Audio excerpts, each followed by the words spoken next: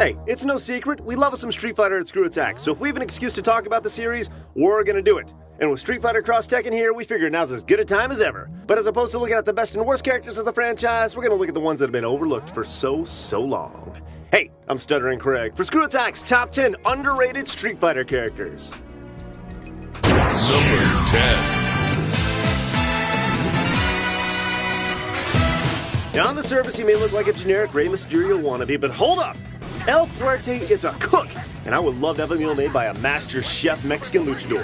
All the guy's doing is looking for new recipes, and apparently the only way to do so is by kicking the shit out of people. Now he's not like Ryu or Ken who've been training their entire life to fight.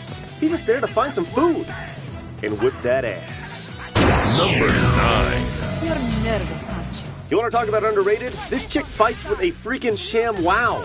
Rose literally changed Street Fighter with her ability to reflect fireballs using said stylish accessory. Got a spamming Ken? Spam him right back. And did we mention she's a butt-kicking fortune teller? Screw Miss Cleo, I'll call Rose any day. Number 8.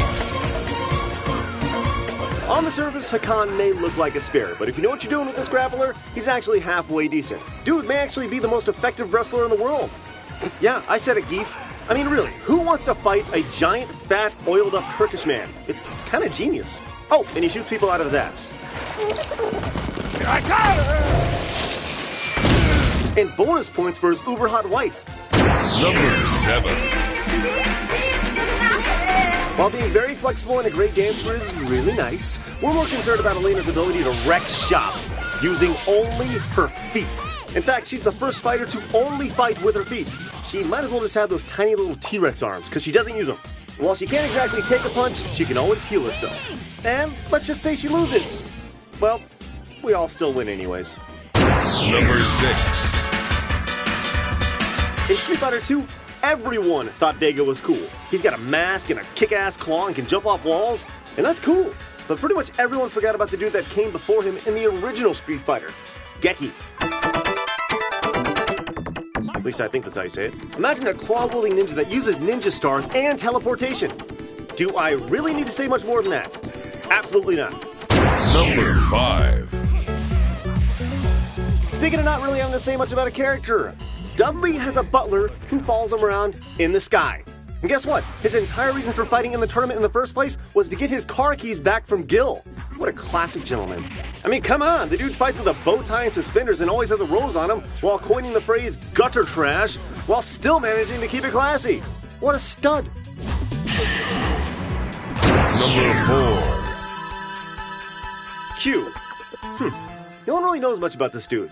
He looks like he's been watching Street Fighter matches since Ken's stage in the original Street Fighter 2, but that appears not to be the case. So we have two theories about Q. One, we have found where in the world Carmen Sandiego is. After all, one of his outfits is red. Or he's one of the most sexual beings in Street Fighter history. Oh, you may giggle, but Q parries attacks with his crotch, and one of his supers is to ram his opponent's face into his crotch, and they blow up, which would be an amazing fatality if Street Fighter vs. MK ever happened, by the way. Head boom. Number 3. But Dan sucks, Craig. Shut up. No, he doesn't. Dan's awesome. Aside from having a pink gi as his default outfit and having his own fighting style, which apparently has the greatest jumping knee in existence, his entire existence is just a giant FU to SNK. He's so great that if you're not too busy taunting your opponent in the air, you can piss away an entire super bar just to taunt. Dan is the ultimate troll. And he has one hell of a smile. Number 2. Alright, this one's gotta be on Capcom, because Dhalsim should be the greatest Street Fighter character in history. He's super stretchy, can breathe fire, can teleport, and gives yoga noogies. And we haven't even mentioned his amazing attire. I mean, look at that rockin' skull necklace made up of, like, little kid skulls or something. All we can figure is that Capcom's been nerfing them all along to make it a fair competition. Look at those sweet dance moves.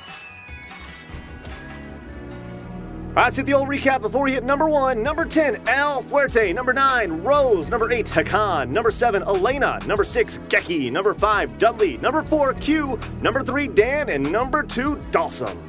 It's number 1. Looks can be very deceiving when it comes to Oro. Sure, he's an old hermit dude who lives in a cave with animals and looks like he only has one arm, but ho no! He has a second arm, but fights with one hand behind his back so he doesn't kill his opponents. He's just trying to make it fair for the rest of the fighters. In fact, when he does use both hands, he ends up in space and you plummet to the ground on fire, or he throws a portion of the sun at you.